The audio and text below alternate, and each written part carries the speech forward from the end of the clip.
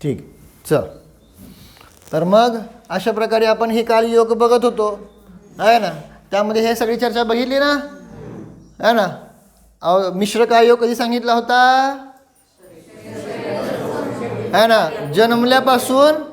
जन्मलं म्हणजे काय, ॲक्च्युली जन्माचं म्हणजे काय, इथून मरण प्राप्त झालं का नाही, मागच्या भावातल्या मरण प्राप्त झाल्यापासून जोपर्यंत शरीर पर्याप्ती पूर्ण होत नाही तोपर्यंत काय आहे, मिश्र कालयोग. मग तो कुठं आहे त्यावर डिपेंड करते. म्हणजे तो जर मनुष्य तिर्यंचे म्हणून जन्मणार असेल तर औदारिक मिश्र, कळलं का नाही. तो जर देवनारकी म्हणून जन्मणार असेल तर वैक्रिक मिश्र, समजतंय का नाही. आणि आहारक मिश्र कुणाला आहे, है ना, बरोबर, आहारक वृद्धिधारी मुनिराजांना, ज्यांचा आहारक पुतळा निघालेला आहे. आता ते त्याची सुद्धा शरीर पर्याप्ती पूर्ण होत नाही तोपर्यंत आहारक मिश्र,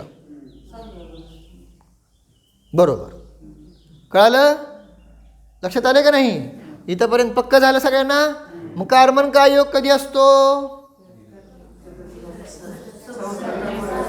संसार जीवाला सतत आहे का नाही. तर अशा प्रकारे हे सांगितलं काय आहे, हे सगळं सांगितलं. आणि नुसता कार्बन सुद्धा सापडून येतो, तो कधी आपल्याला सापडते ती, बरोबर. आणि केवली समुद्घाताच्या चर्चेमध्ये ती आपण बघणार आहोत जेव्हा गुणस्थानाचं तेव्हा बघू. ठीक आहे. तर आता बेसिक पक्का झालं का, विसरणार नाही ना आता. 4 प्रकारचं, ठीक आहे ना, 4 प्रकारचं मनोयोग, 4 प्रकारचे वचनयोग. हे तर सोपं आहे, लक्षात ठेवायचं आहे. काय काय योग किती प्रकारचे आहेत, 7. ठीक आहे ना, पक्क करा. पुढे जाऊया. वेद किती प्रकारचे, हां काय आहेत,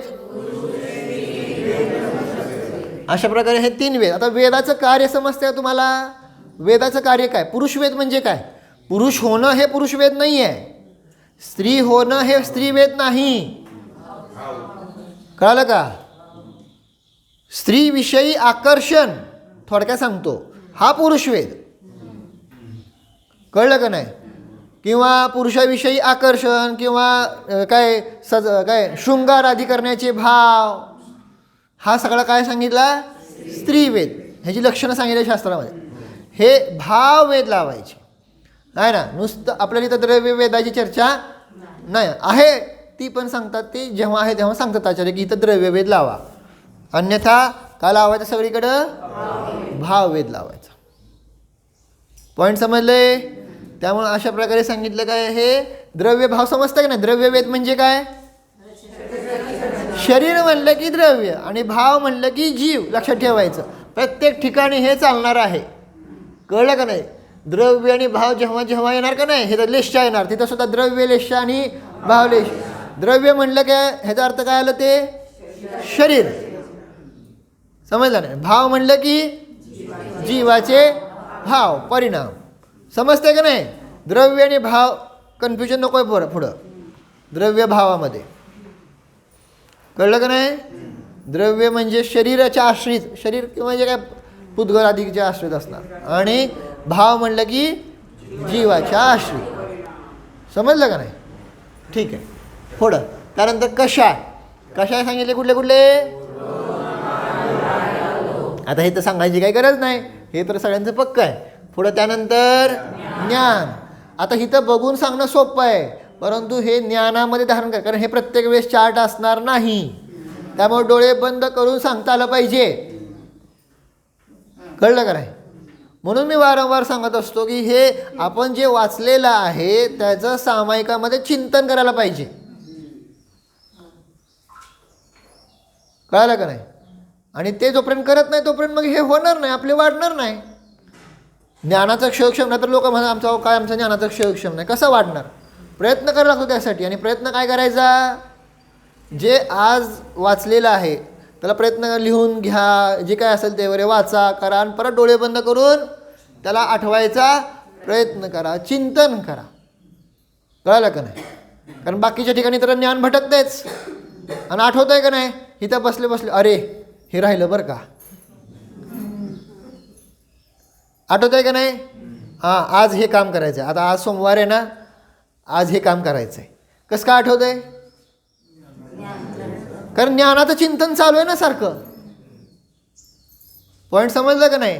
परंतु हे का आठवत नाही? चिंतनच करत नाही. पुरुषार्थ करावा लागतोय, परम पुरुषार्थ करावा लागेल. एवन जे गोष्ट अवघड आहे का नाही है ना, एकदा छोट्या माताजीने असं उदाहरण ते सांगितलं होतं, काय जी गोष्ट अवघड आहे आपल्याला कळली नाही, समजत नाही, त्याला काय करायचं? रोज रात्री झोपण्यापूर्वी ते वाचायचं आणि झोपायचं, मोबाईल घेऊन नाही बसायचा. काय म्हणते, कळलं का नाही? आणि सकाळी उठल्यानंतर हा ना, ते जे सुटत नाही गणित वगैरे ते ऑटोमॅटिक काय होतं, सुटतंय का नाही? असं कसं होऊन जाते? कारण तिथं झोपेमध्ये सुद्धा ज्ञान काय आहे? चालू आहे. म्हणून सांगतोय झोपण्यापूर्वी 14 मार्गाने म्हणा, पाठ होत नसतील तर. जो विषय आहे 14 मार्गाने नाही, आता पुढे जाऊन अजून विषय वाढत जाईल. 14 गुणस्थान असो, त्यांचं स्वरूप असो, झोपण्यापूर्वी काय करायचं? नमोकार मंत्र म्हणताय का नाही? म्हणतात का नाही? हां, नाहीतर अवघड आहे म्हणणं. एवढं मोठं चाललंय प्रकरण, अजून बेसिकच नाही. झोपण्यापूर्वी नमोकार मंत्र, उठल्यानंतर नमोकार मंत्र, उठल्यानंतर मोबाईल नाही. पहिलं कोण? प्रथम दर्शन जिनदर्शन. कळलं का नाही? तर अशा प्रकारे सांगितलं काय आहे की मग हे करत जावा आणि ते होऊन जाईल. 4 कशा झाले? आता चालले काय? ज्ञान. कुठले कुठले ज्ञानाचे भेद?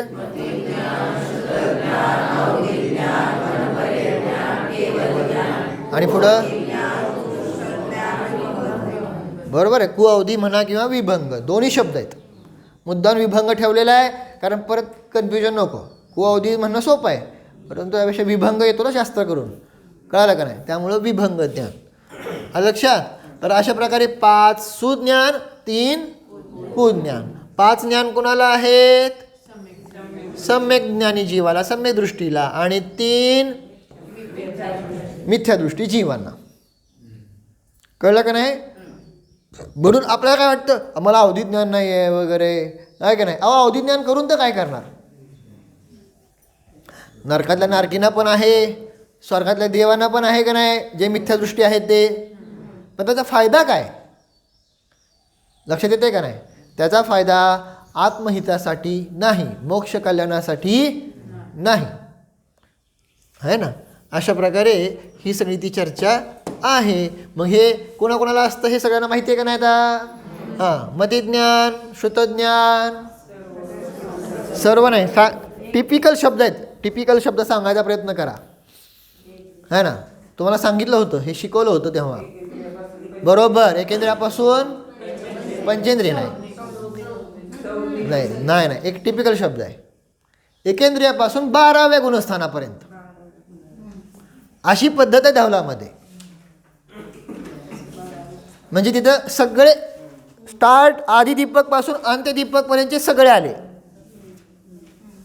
कळलं का नाही? मग ते शुद्ध ज्ञान कुणाला आहे? आलं का नाही लक्षात? आता एकेंद्रिय म्हटल्यानंतर पहिलं गुणस्थान पण आलं, समजलं का नाही? आणि नुसतं संज्ञी पंचेंद्रिय म्हणल्यावर सगळ्यांकडे ते लक्षण जात नाही, म्हणून एक्झॅक्ट पॉईंट नेला कुठंपर्यंत? 12. ही पद्धत अशी लक्षात ठेवायची. समजलं का नाही?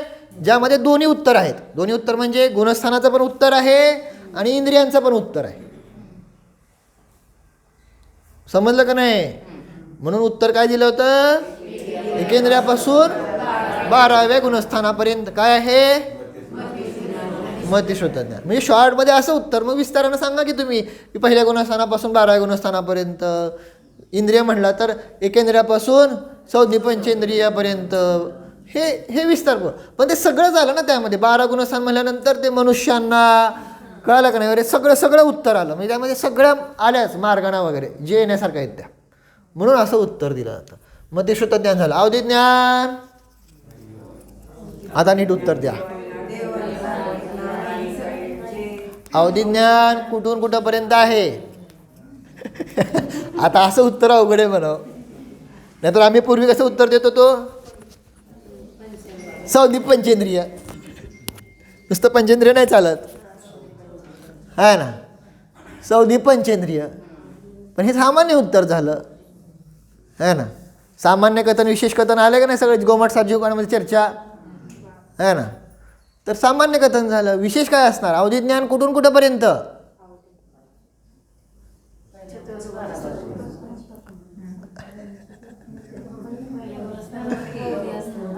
मग मग तेच की पहिल्या गुणस्थानापासून कुठंपर्यंत जाणार? विचारतो तुम्हाला कुठंपर्यंत अवधी ज्ञान कुठंपर्यंत असते? 12वीपर्यंत आहे ना? हा ना, घाबरू नका, 12वीपर्यंत आहे, हा ना. पण आता म्हणताना काय म्हणणार? पहिला गुणस्थान. हा नाही, सामान्य अवधी विचारलं तर. कुअवधी म्हणलं तर मग पहिल्या गुणस्थानच लावणार, है ना. सामान्य अवधी म्हणलं तर सामान्य म्हणजे कु आणि सु असा भेद न करता असं जर म्हणलं तर, जसं आपण आता मतिशुद्ध म्हणल्यानंतर काय घेतलं होतं? एकेंद्रिय म्हणलं होतं का नाही? सुमती घेतलं असतं तर मग वेगळं असतं गुणस्थान. पण सामान्य जेव्हा आपण घेतोय, कळालं का नाही लक्षात? तेव्हा अवधी ज्ञान कुठून लावणार सांगितलं तर 1 ते 12 नाही, नारकी मिथ्यादृष्टीपासून सांगितलं 12व्या गुणस्थानापर्यंत असं येणार कथन. कळलं का नाही? नारकी मिथ्यादृष्टी आलं लक्षात? म्हणजे त्यामध्ये देव पण आले.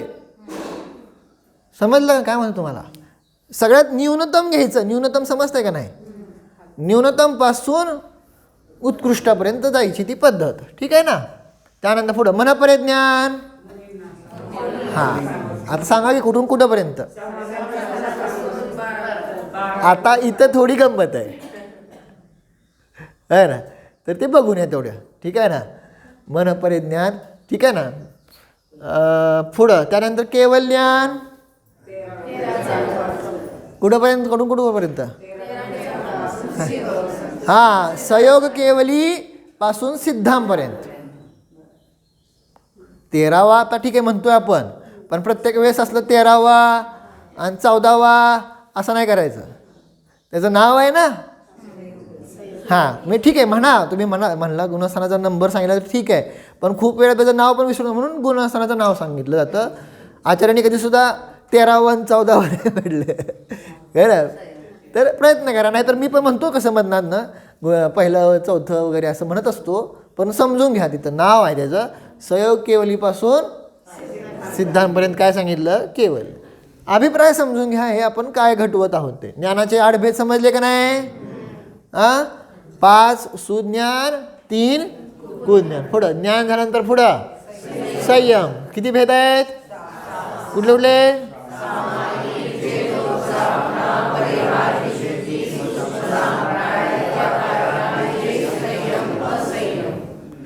ठीक आहे ना. इथं बघून सांगताय पण न बघता आलं पाहिजे. ही रिव्हिजन चालली आहे आणि मग ही 3री वेळा रिव्हिजन असेल, आहे का नाही? दुसऱ्यांदा नाही, 3ऱ्यांदा चाललेली रिव्हिजन आहे, मला आठवतं आहे ना. तर मग सामायिक, कारण मग हे संयमाचे हे 7 भेद झाले का नाही? संयम मार्गणेचे 7 भेद आहेत, परंतु संयमाचे जर विचारले किंवा चारित्र्याचे जर विचारले तर हे ॲक्च्युली 5 भेद येतात. लक्षात येते का? नुसतं संयमाचे किंवा नुसतं चारित्र्याचे जर विचारले तर किती सांगितले? 5 भेद. पण संयम मार्गणा म्हणलं की 7. ज्ञानाचे 5 भेद म्हणले जातात. जेव्हा जेव्हा चर्चा आले तेव्हा ज्ञानाचे भेद किती? 5. पण ज्ञान मार्गणेचे 8. कन्फ्युजन होणार नाही ना? क्लिअरिटी आली का सगळ्यांना? ज्ञानाचे भेद 5, ज्ञान मार्गणेचे 8.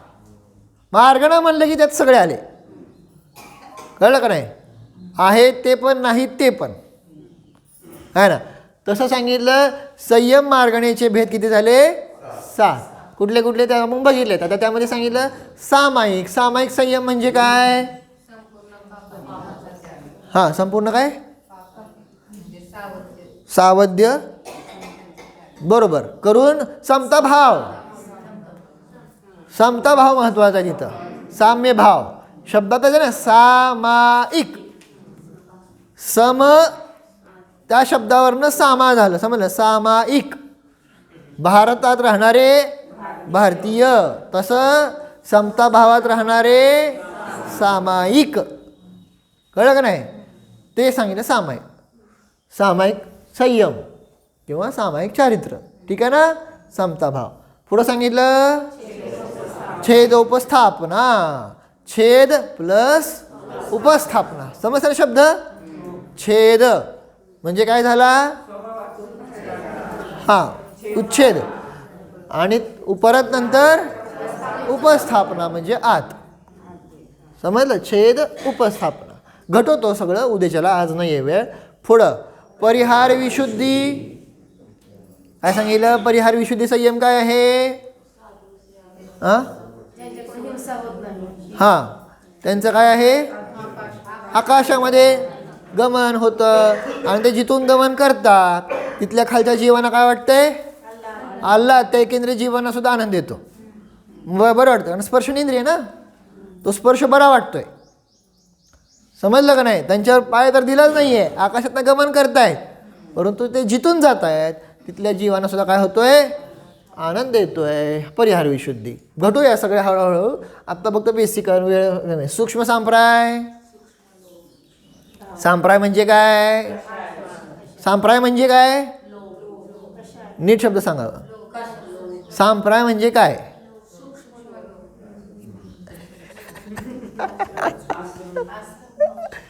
सांप्राय शब्दाचा अर्थ कोण म्हणते कशा आहे, कोण म्हणते लोभ. आता सांगतो तुम्ही आसरो. नीट सांगा मला काय आहे सांप्राय म्हणजे काय? परत एकदा प्रश्न आज पडला आहे ना. मी नाही सांगा, मी सांगितलं की लगेच तुम्ही हे करून देताय आहे ना. कन्फर्म सांगायचं. सांप्राय म्हणजे काय? लोभ म्हणायचा का कशा म्हणायचं का? अजून तुम्ही काय आसरो म्हणताय? आसरो तर नाही आहे. कशा आहे किंवा लोभ मला बघून सांगायचं कन्फर्म आहे का नाही? बरं, मी ना आता सांगणार आहे ना. तुम्ही शास्त्रात बघून सांगा, निर्णय करा. मी सांगितलं की हां ऐकणार आणि दे, पण स्वतः हुडकून बघा. तो वेगळा. हो ते आहे, ते आहे, ते नाही तर त्याची चर्चा. ते शब्द सामा असले तरी सुद्धा त्याचा तो नाही तर चर्चा. तर मग समजलं का नाही? सांप्राय शब्दाचा अर्थ सांगा आहे ना. आणि मग तो सूक्ष्म सांप्राय कुठं असतो? मग स्थूल सांप्राय कुठं असतो? हा प्रश्न. 9व्या ना 9व्यापर्यंत शब्द आता हे महत्वाचे आहेत. कळलं का नाही? आहे ना. मग आता सांप्राय म्हणजे काय तेवढं हुडकून काढा थोडं. यथा क्या मोबाईल आणलाय का? नाही तर लगेच तिथं बघते ते आहे ना. यथाख्यात. यथाख्यात म्हणजे काय? जसं आहे तसं आहे ना. ते आहे संयम किंवा यथाख्यात चारित्र्य. देश संयम म्हणजे देश संयम, आंशिक संयम. समजते का नाही? आणि पुढं असंयम म्हणजे पूर्णतः संयम नाही. आता ह्याची गुणस्थानं, ह्याची अजून विशेष चर्चा आपण उद्या बघूया. ठीक आहे. चल. हो भो प्रभो.